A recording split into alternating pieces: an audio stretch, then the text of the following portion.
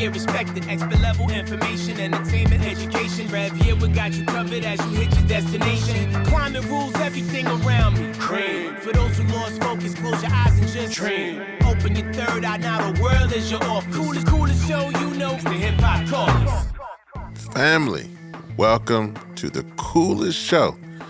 We're preparing for the release of Season 7. That's my goodness, Season 7 this year, where we explore how film and production are tools for justice.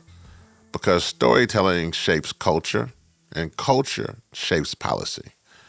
When most people think about climate change, they picture melting glaciers or rising seas. But what if the climate crisis isn't just happening around us? What if it's happening inside of us? What if the same pollution that is warming the planet is also disrupting our hormones, our fertility, and the future of our children? Today, we're joined by Dr. Shanna Swan, Professor Jasmine McDonald, both doctors, two leading scientists, both amazing, whose research connects chemical exposure, plastic, reproductive health, cancer risk, and environmental justice.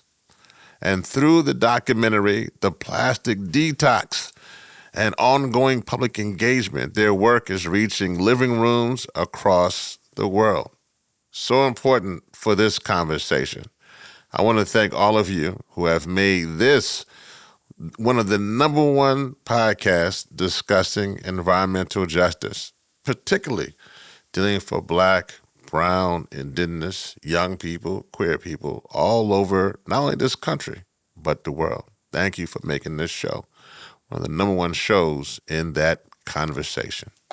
And because of that, who else could we have besides Dr. Swan and Dr. McDonald? Because if we're going to solve this crisis, we must see it clearly. And sometimes film helps us see what data alone cannot. As I've always said, we know that we are in a climate crisis. That we know. But sometimes in this movement, we are also in a crisis of imagination. So let's get into it, folks. Welcome to the coolest show. And right off the bat, Dr. Shanna Swan, how are you? How are you doing? I'm doing well. Thank you, Rev. And I'm really happy to be here and talking to you again. Not again on your show, but we're talking again. Out there right. in the streets. Yeah, we've been out there and, in the community. And this is an opportunity for me to tell you what we do and what our film is about, and to talk with Jasmine, Dr. McDonald. And so I'm excited. Yeah. Well, speaking of that, hello, Dr. McDonald, Dr. Jasmine McDonald. How are you? I'm well. I'm really honored to be here with such celebrities in the environmental justice space. So I'm honored. Well, I'm so excited to have you both. I want to kick this off because, I have seen Dr. Shanna Swan all over the place, and you too as well, Dr. McDonald. I know both of you are acclaimed. And this is a very serious issue. We're going to get to some serious stuff. But before I get to that, Dr. Swan, I'm going to start with you. This is not a trick question to kick you into it. When you think of your road and your path, who is your community? It's not narrow. It's particularly physicians and experts who work in reproductive health and those who work in environmental health, but then also the very large numbers of people who care about those issues and that I work with on how to make this a better place for us to live, with less pollution and more reproductive health. So it's very big. I have a very, very big community. I'm very lucky that way, I think. But it's probably, and by the way, we haven't even mentioned, but I'm just not going to talk about this, but I just want to say these are not only problems for humans. Other species are suffering as well. And I feel some community with them as well. I have, always had pets and loved animals. So it's a very broad community. And the impact of the things that we're going to talk about, the toxins that we're going to talk about, are huge. They're, earth-shaking, if you will. Wow. Definitely. Yeah. No, thank you for that. And it's good to have a big community. There's nothing wrong with a big community. Dr. McDonald, who is your community? I guess I see my community in the roles I play. So, I am an educator. So, like educating the next generation, educating my peers in academia. So, that's like one place. I'm a mom and I love animals. So, I'm a mom to a 10-year-old human boy. But I also have a Bengal cat, a hedgehog, and a bearded dragon. So I Wow. so I love animals. Any animal I see, I'm very attached to. So I do say that that's like also part of my loving mom community. And then I'm a boss. So I have to take care of the people that depend on me to get this work out. So that's like the people of color, indigenous populations, it's pregnant women. I'm very passionate about breast cancer and mitigating risk across the life course. So everything from in utero all the way up to postmenopausal, like those are my people. I'm trying to make sure that they don't face breast cancer in a worse morbidity and mortality Hmm. way than the average woman. So, yeah. Well, let me say this to you both. Thank you both for your gift, your genius, your sacrifice, all you've done in your fields to bring these issues for all humans and animals. Doesn't matter who you are, your orientation, your political background. Thank you, you all. As you probably know, one of the things here on the Coolest Show, this show originates from my background and my community. My community, so I'm from Louisiana, and I'm from a place that many people now know as Cancer Alley, and in that have family who had to survive Hurricane Katrina. And to your point, Dr. Swan, we now have dogs in our community who are getting cancer and dying because of the toxins and petrochemicals in our community. And it's hard. It's hard to have someone in your community who are dying from breast cancer and stomach cancer and all kinds of cancer. But it is something too when your dogs are dying of cancer. It's tough. And so that's one of the reasons why I think I'm just so happy to have this conversation so we can just fix it. And that's why I appreciate you both. And I know one of the things that I've seen you, Dr. Swan, talk about is regarding literally having new life, which we need so much. We don't want people to stop in dealing with sperm count. And your research shows that sperm count has declined globally by about 1% per year over the last 50 years, and even faster since 2000. So what's driving that acceleration? And what does it signal about the state of our environment? So, of course, that's a huge question, right? Yeah, no, starting from the top, as you say. But I want to say there are some causes that are in our control and some that are not. And I would say the majority and the most important ones are not in our control. For example, if you can't get pregnant, that might be because of your exposures, which we'll talk about, and which I think is the most important thing. And it may be stress in your life, and it may be certain choices you make, such as maybe smoking, and maybe you decide not to have a child, you and your partner, and so there are choices involved. Let me just say parenthetically, our non-human friends on the planet don't have those choices. Right, so we're in a sense lucky that we still have those choices, but many do not, and so the area that I study have to do with the involuntary exposures, and primarily those that are toxic. And narrowing that down further, because there are a lot of toxins out there, I want to concentrate on the toxins that can affect our body's hormones. So why is that? So some people go, why hormones? Why are you focusing on that? Yeah, but hormones, as women particularly know, and men who are worrying about their testosterone know, that hormones are very important for our reproductive success and our reproductive health.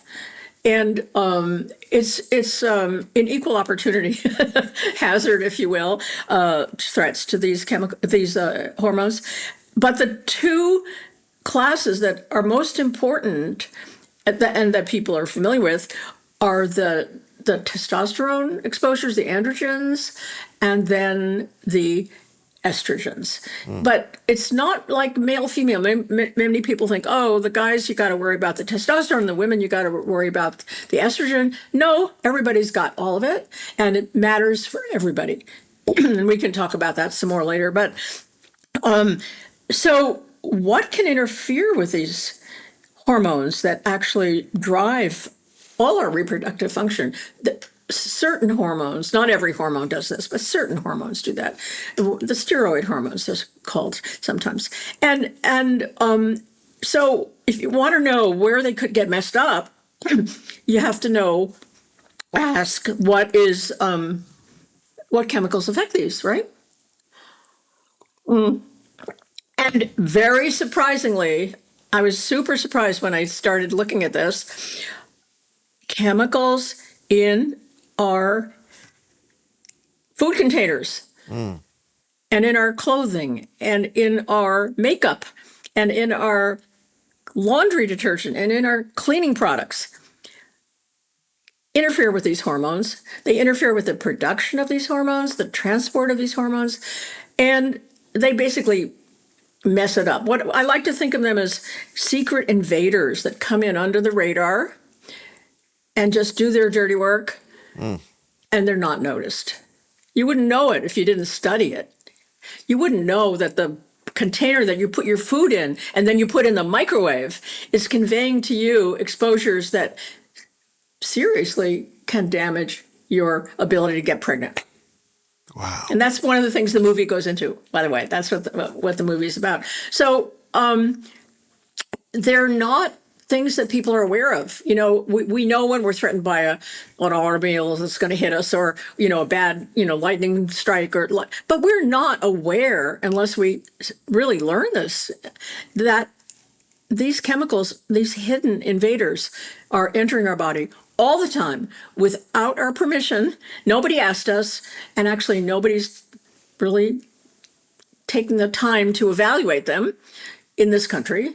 And so they just go about their business and doing their harm and interfering with lots of things, by the way, not just our reproductive system. That's what I study. I'm a reproductive epidemiologist. But as Dr. McDonald knows, there's all these other hormonally active systems in the body. So you can interfere with, your metabolism. So some of them increase obesity. They interfere with immune function. So you'd have poor antibody response. They interfere with things that drive your risk of cancer, and so on and so forth. Every system in the body is susceptible to these chemicals, one or another. Not all of them do everything bad, but there are chemicals that are, damaging our health in many, many ways. And I'll stop there. That's a long answer. No. Yeah. But I will say this. So you should know, Dr. Swan, that most folks who are listening to us right now, the bulk of the listeners come from predominantly Black and brown indigenous communities, and they're probably right now, their mouth is on the floor because they're never thinking about that container that they're putting into the microwave from plastic that's having that kind of impact. And they're probably just like, right now, I know they're listening, and for those who are listening, the movie that I was talking about, again, is The Plastic Detox, which is on Netflix. And The Plastic Detox is this phenomenal documentary that brings this issue to a wider audience. My question to you then is, how are plastics and everyday chemical exposures connected to reproductive health? And then why should this be seen as both a public health crisis and a climate justice issue? I told you a little bit about how they're connected, and specifically, let me give you a very specific example, okay? That I've studied. Yes. Yeah. I love to talk about. Everyone likes to talk about what they do, right? What they know, what they. So, a little anecdote. I was on a plane with a friend who was a chemist. He's from CDC. He measured all the chemicals in people's body through a program called NHANES. So he knew very well what was in people's body. His name was John Brock, is John Brock. And he says to me, "Hey, Shanna, you should study phthalates." And I'm maybe like you, he said, I go, "Why?" I had never heard of phthalates, okay? Even though I was in public health and had been there all my professional life, I had never heard of phthalates. So he says, "Well, we know at CDC, because we measure them, that they're in everybody in the United States." Okay, he showed that. And then he said, that there's a kicker here. He says, "My colleagues at the National Toxicology Program have shown that when the mother is exposed to these in early pregnancy, her baby boy, when he is born, will not be completely masculinized." How's that for scary? That's scary. Yeah. And so I thought, wow. So what happened was this before he told me this, and I got interested and did something about it. It was only a finding in animals. It had been shown in animal studies, but nobody had looked in humans. So I said, "Well, what about humans?" And I was lucky because I had a population that I had put together and studied of pregnant women and their children. So I said, okay, I can look at this, right? So if I find out how much phthalates was in the mother when she was pregnant, I'll tell you how to do that in a minute. And then I look at the kids, especially the boys were implicated, and see if there's a relationship, right? Does that make sense? It's not rocket science, I think, right? So I had luckily collected urine from the pregnant woman and archived it safely. And urine is a great, media to look at because it is cheap, easy to get, easy to store, easy to preserve. And so if I want to know how much phthalates are in your body now, Rev, I mean, we could do that together. You'd have to pee into a bottle. You'd have to send it to one of the companies that measures this. I use a company called Millionaire Marker. They're very good, and I work with them. But there are others. In the past, you could have sent it to CDC. I don't think anymore. But and then go to the lab, put it through this, testing, and you see what phthalate metabolites are. Now, those are just what the body turns the phthalate into. So you ingest it in the food, say, gets in your body, and then as it goes through your body, before it's excreted, it gets transformed. And what we actually measure is what's called the metabolite. Doesn't matter what we call it. What it is a signal that you got this phthalate in your body. And if you're pregnant, so did the fetus, because it goes through the placenta. Okay? So by looking at these women's urine, I was able to say, okay, here's who was highly exposed, here who was less exposed. And then I could say, well, did that affect their baby boys? It did. It did. I can tell you some ways. Their genitals were smaller. Nobody wants that, right?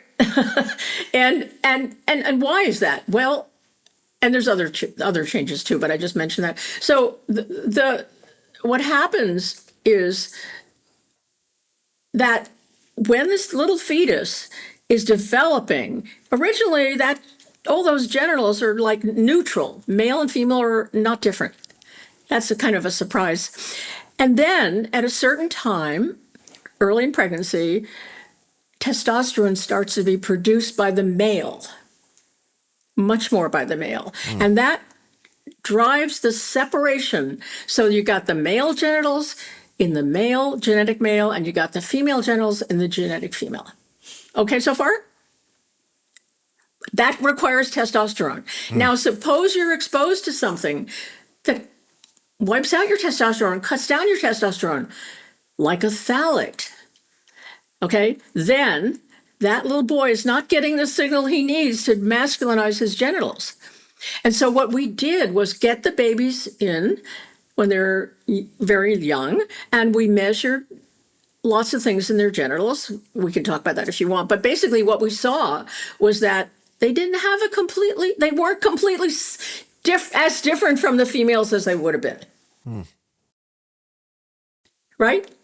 And this is big. This is really big, and they knew that in the toxicology branch of CDC or NIH, they had been looking at this for a long time, but not in humans. Wow. So that's one way that the container for your food can affect your son's genital development. How's that? Wow. That's a lot. I mean, you're gonna have some some boys gonna be mad at their moms for eating that lunch. They gonna be well up, man. Mom, I'm suffering here because you had that casserole. You know what I mean? That's my goodness. Oh man, that's horrifying. And those are some of the things that's direct. Actually, we moved to Dr. McDonald because your research focuses on how everyday environmental exposures affect human health across key life stages.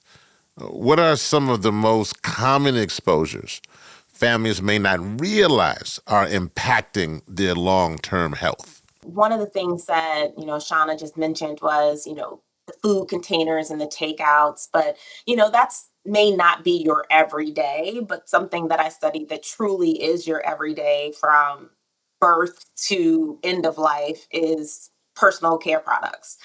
And so my studies have looked at like this $100 billion personal care product and cosmetic industry and how they are creating these products that are very underregulated.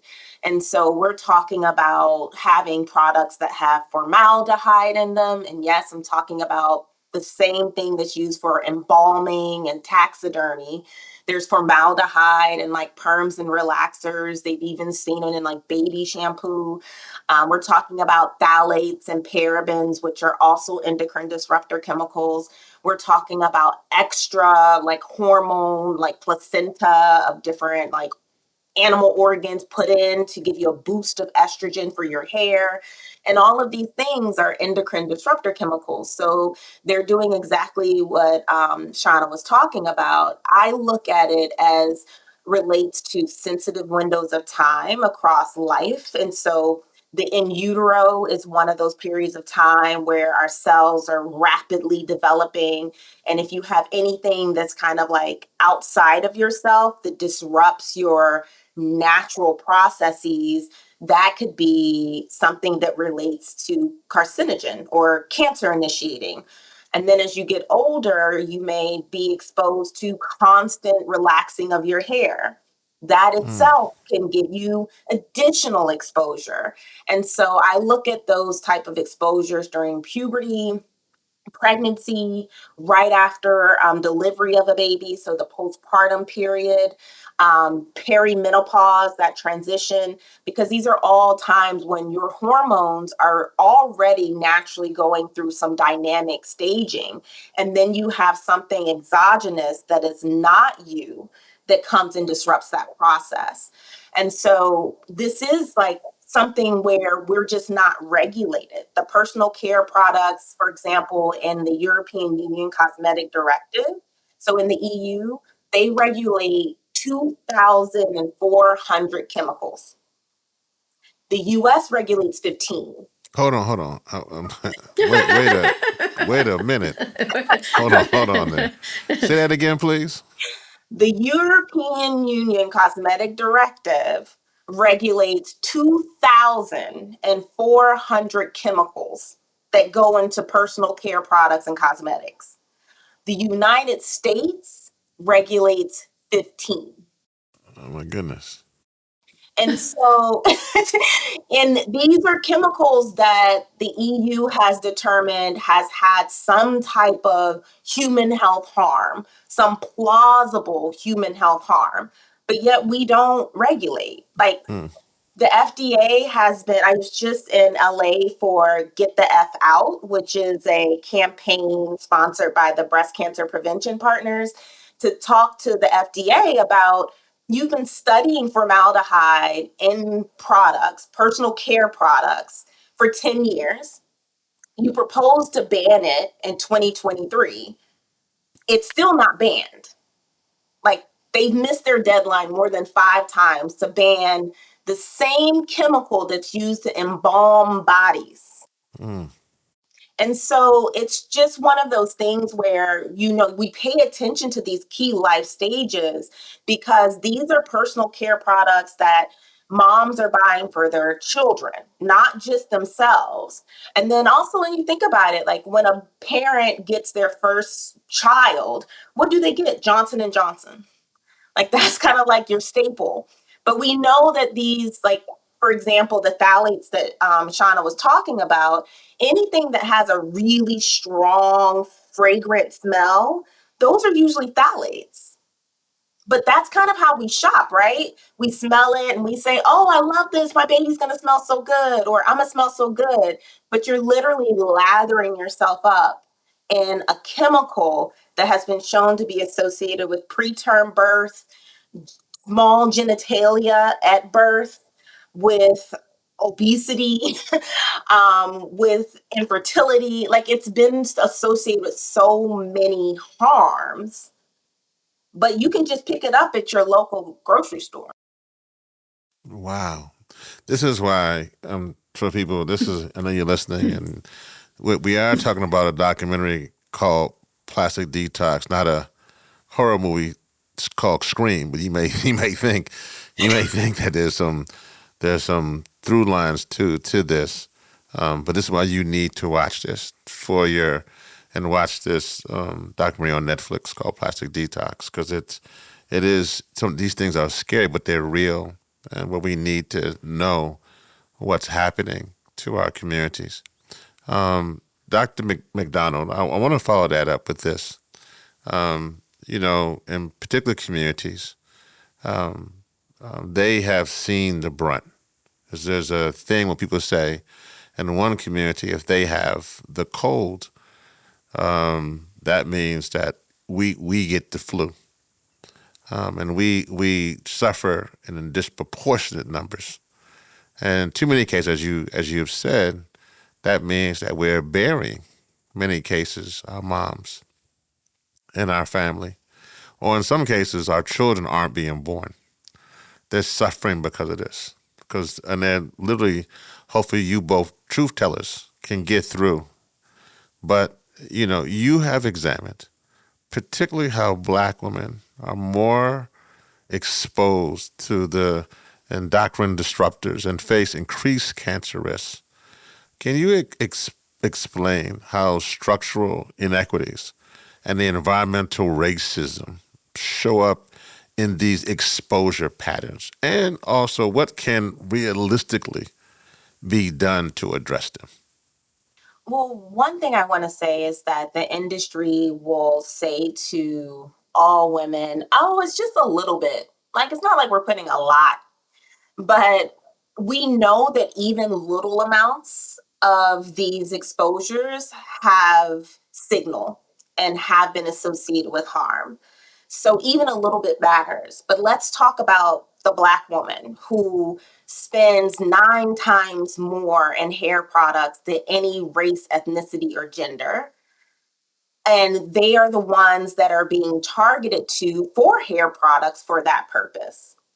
And let's also think about the state of our country, that this is not just our country, it's a global epidemic where the Eurocentric view of beauty is the standard of beauty. So it's light skin, long hair, straight hair. And this means that women are buying products that are of any melaninated tone. They want their skin to be lighter. So they'll buy skin lightening creams that contains mercury. That is a metal. It is a known carcinogen. And it's not like you're putting it on your face for the one day. These are routines that you do on a regular basis. And if your mom did it when she was younger and condoned you to do it, that means that not only are you not just getting the little bit that's in there, you're getting the little bit that's in there on a regular basis because that's your routine. And then let's think about perms and relaxers. There's a reason they call hair relaxers crack, because once you do it, you can't really stop until you do the big chop. And that's because every time there's new growth, you're applying it again. Every time there's new growth, you're applying it again. And sometimes this starts before we as Black women even have autonomy over our hair. So we know Black girls are getting their periods earlier than any other race ethnicity. That means they're developing breasts as early as age 5. They're getting their periods, they're menstruating as early as age 9. And all that is associated with increased adverse health outcomes, including breast cancer. And so all because we're trying to get to this like Eurocentric view, we get more exposed because we're buying these very chemically laden products. Now, I will say there's been now this movement of like natural hair. But the thing is, they're still trying to trick us because they'll say, this product is natural, this product is organic. The FDA doesn't regulate personal care products. So they can say it's organic and it'd be like 10%. So it's still one of those things where you have to be very on top of what you're being told because it's not regulated. And so I think that, we are predatory, like we're attacked on a regular basis because we're also going in a workplace where the way we look may determine if we get the job or if we can stay in the job, if we get promoted in the job. And we do have the Crown Act that was created to prevent discrimination. But we still internally have a sense of like self beauty that may not reflect us negating the use of these products. And so the preponderance of the evidence suggests that these exposures, we're more exposed than the average person because of this targeted, because of this Eurocentric view. And Black women have higher rates of uterine fibroids. They have 40% greater likelihood of dying of breast cancer compared to white women. There's greater morbidity with breast cancer. They have a higher rates of different cancers. We're seeing increasing rates of endometrial cancer or uterine cancer. Like it's all over the board. Hair relaxers have been associated with worse tumor characteristics of the breast, but increased risk of developing breast cancer. Dark hair dye, which Black women use, is associated with uterine fibroids and breast cancer. I mean, the list goes on and on and on and on. And then I've even shown that using hair products at an early age is associated with earlier puberty. Wow. So while it's not in the common realm that these products are harmful, what is in the common realm is that Black women are suffering. And there is this link that nobody really wants to talk about. So this is the reason why, if you're listening now, you need to organize your church, your mosque, your fraternities, your sorority, folks down at the barbershop, beauty salon, for sure beauty salon, and others, to want to make sure that you pass on this, what you're hearing now from these two brilliant doctors, but also what also needs to be put forth in this amazing documentary that's on Netflix. So you can watch it in the barbershop or in the church or in the mosque, wherever you are, at the basketball court. You can watch Plastic Detox. Because this is something that has to be, as we're hearing, we are on the front lines, but also we're also the ones who are being affected in great ways by plastic and petrochemical and this chemical exposure. Dr. Shanna Swan, I want to come to you talking about this documentary. The Plastic Detox is coming out in the year 2026 here. And, you have a huge role in it because of just your amazing voice and activism and research and studies. So obviously you're featured greatly in this documentary. The question I have for you though is this. I want you to kind of fast forward for me. Babies, because this thing is centered around that. Babies being born now. So babies being born at the time this documentary come out have a fairly good chance, hopefully, to reach to the age of 75 or more. That means that babies who are being born now in 2026, when Plastic Detox comes out, when they hit the age of 75, they will hit it in the year 2100. Let that sink in for a second. Let that sink in. So babies who are being born as this documentary on Plastic Detox is coming out, when they hit the age of 75 and older, have a very good chance of seeing the year 2100. When you think about that, and you think about how much plastic, how much exposure, how much chemicals are in the air, what are those babies, what kind of world are they coming into when they get to 75 and they see the year 2100? And what can we do to hopefully make this world a better place? So that's a wonderful question and a huge question. I want to mention that these chemicals are harmful not only in utero, but as Jasmine pointed out, at critical stages throughout our life, including older age. The research on older age is relatively new, but as people age, I think we'll see more and more of it. But I can't predict of course, what the world is going to be there like then, but I can say that it is likely that the harms that we see now are only going to accelerate because exposure is accelerating. Let me point out that these chemicals that we're talking about are largely made from fossil fuel byproducts. So they're intimately connected with the climate crisis, with the fossil fuel industry, and which is extremely powerful, as we know, not only in this country, but worldwide.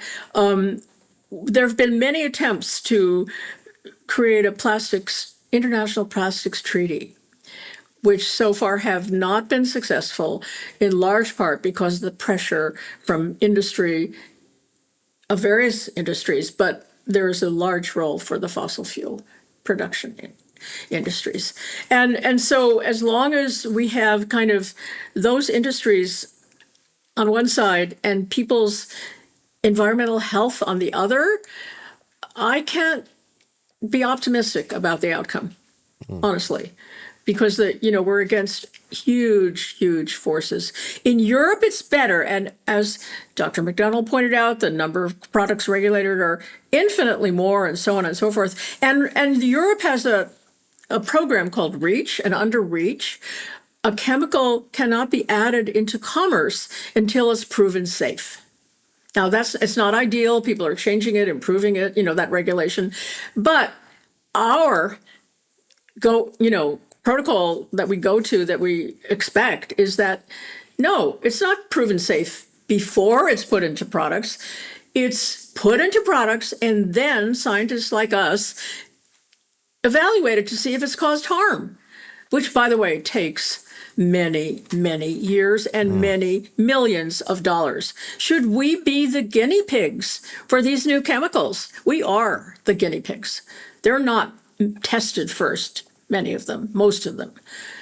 So particularly in this country where regulation is extremely minimal, I would say, for these products, I'm not optimistic to what our babies are going to see when they grow up and reach the year 2100.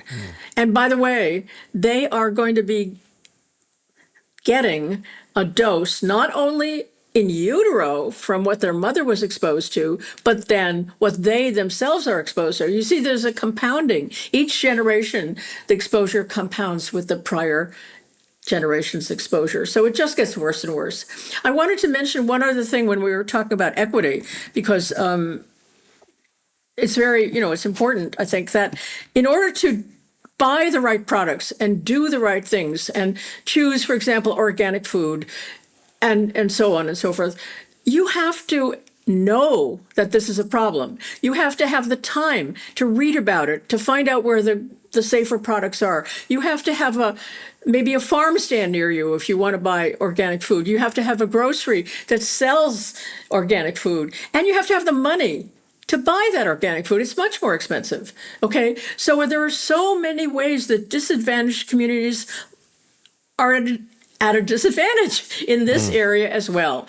And you have to have the time in your very busy lives to worry about it, and not take the easiest thing off the shelf and out of the fridge and so on and so forth. So this takes a commitment, it takes time, it takes research.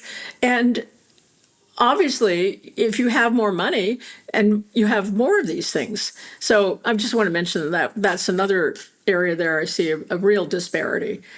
No, that's I very. just want to Yes, please add go on ahead. to that because, like people may see me and be like, oh, she's a professor at Columbia University. She's living the clean life. The fact of the matter is this is expensive. It is expensive, even for me. And I don't have the time. Like, I am not an analytical chemist. I'm an epidemiologist with training in molecular biology, but that doesn't mean that I can look at ethylene glycol and know exactly what it's going to do to my body. So, based off of what Shanna is saying, it's actually like even if you have the education, it's still hard to figure out. And even if you have a good job, it's still expensive. If you're talking about like I say to everyone, pick that one product you use every day, whether it's lotion or eyeliner, and start there because phthalates are highly metabolizable. You can see as you watch the show, you'll see that you can reduce your exposures to some of these chemicals because they metabolize so fast, right? But the fact of the matter is, you have to know how to select, and that's challenging. There's apps you can use, but I tell you, some of these apps don't have Black products. So you still don't know because they're not in their database. I say like simplify, right? So when I decide that I'm going to buy something, I'd be like fragrance free. I don't want any fragrance. I don't need it to smell. And that's like my choice. But you can also just say like, I'm going to commit to lotion and just choose that lotion you're going to buy that's going to be clean, that is easily able to get, and choose that. And then make it part of your life because in 2100, my son is going to be 85 years old. And he knows, oh, mommy, I'm going to warm up this food. I can't warm it up in plastic. He knows that. Or, oh, mommy, I need to buy some more deodorant, but I'm not going to buy this one. I need to get this one. This is my clean deodorant. He knows that. So there are a lot of things we can't control. There's a lot of things we can't afford. But what I do want to say is you can do something and make that something a habit. When you have a baby and you want to get your baby like the little gifts, explicitly say, I want this clean brand so that it comes into like, so you get it. So it is the inequity is real. The cost is real. The time is real. It is worth it. Wow. Well, we are going to fight for all those babies who are going to see all those, and then those. I guess when they become old, when they get to 2100, and hopefully, I guess Dr. Swan said it. Some of y'all mamas ain't gonna wouldn't have been using your plastic in the microwave, so they won't be getting old and be mad at y'all for whatever reason. Dr. McDonald and Dr. Swan, I just have two more questions for you, and this one kind of goes into the power of culture. This will be all this will go out to millions. The documentary Plastic Detox, and hopefully everybody who is hearing our voices now will definitely stream that. And it's easy just to go on Netflix and to stream Plastic Detox. It is important though that this is a new way of kind of using narrative and storytelling. In some cases, we do. I mean, we see it in other forms, but this is a great way to get out this message. And I believe whoever controls the story can control the outcome. So I think this is a wonderful way to do that. But for both of you, as we're specifically dealing with frontline communities who are overburdened by pollution, communities like where I come from in Louisiana, or dealing with chemical exposure, intersected with environmental racism. For you both, what policy, particularly in this climate that we're in, or even cultural shifts, do you believe are needed or even can happen? And Dr. Swan, I'll start with you. Well, I think what this excellent program you have illustrates is that we have to talk about these harms to each other. We have to understand them. We have to not be afraid to stand up and say no to. I do this all the time. I just have to tell you, I'm gonna make a real pest of myself. Like I go to the in the supermarket. She'll say, "Do you want a receipt? You want your receipt, right?" And I say no, and then I'm kind of annoying because I say, and you shouldn't touch it either. Why is that? And then I tell her, or I'm at a restaurant and somebody serves me water in plastic glass, and I'm going, do you have a glass instead of plastic? I do this all the time. So if everyone did that, there would start to be pushback. I think we have to kind of assume that it's everybody's responsibility to fight this. Okay, but of course, there's much, if you say bigger fights, I don't know, possibly obviously more challenging fights, which is how do we make the manufacturers stop using these products? And there are many organizations that are looking at alternatives to plastic in, for example, containers and in implements and in frying pans. And then, there's a lot of things we didn't talk about, many other places these things can creep in, but in clothing, in your fabric in your home and your rugs and your blah blah blah blah blah. They've all got this stuff in there, and so the more that people become aware, read about it, watch these podcasts, watch the movie, educate yourself, because no one's going to do it for you. We are responsible for educating ourselves, our communities, our children, and I think that's what it's going to take to move the needle. Dr. McDonald? Yeah, I say that, policy has to change. I know that we are very like, oh, the government doesn't care. But we do need to demand that we're protected and that there's a prevention policy over a reactionary policy. So when someone comes to you and says, like, please tell RFK to get the formaldehyde out, please sign this petition, sign it. It's something that's very simple, but it's just one step in the direction that we need to get to. We have to have policy changes. And the reason I say that is because we need there to be regulation on classes of chemicals, because all that's happening is that people in the industry said, okay, we won't use BPA, but we're going to use BPS, but you don't know that. And you don't know that BPS is just as harmful as BPA. But since you didn't tell me that I had to ban all of the classes of BPs, then I'm good. We need policy that bans classes of chemicals, that there is consequences for utilizing these chemicals, and the onus of finding safer chemicals is on the manufacturer because they have the money. They should be actually conducting studies to find green chemistry substitutes that don't harm us or the environment. Wow. Well, I want to thank you both. I have one last question that I said before. This is kind of a fun question, so you get to go out on a fun note, hopefully, on a fun note here on the Coolest Show. I want to make sure everybody, please check out Plastic Detox on Netflix. It is something you must see if you heard this conversation. So, okay, here I go. So, Dr. Swan and Dr. McDonald, I have the task now. Y'all both know I'm from Louisiana. We have cookouts in Louisiana. We do gumbo and we do cookouts. We do all that kind of stuff. So if I have to convince my folks to invite you both, I had to say, I want these two amazing professors. Dr. Swan, her work is great. She's going to tell you about how if you microwave your plastic, your kids' stuff may get a little small in the future. and Dr. McDonald, this amazing Ivy League professor, they're going to come in and talk to y'all. And this show, is predominantly, the listeners are predominantly Black, brown, and indigenous. So I need an elevator pitch from you, not just quick one. I need a quick one here.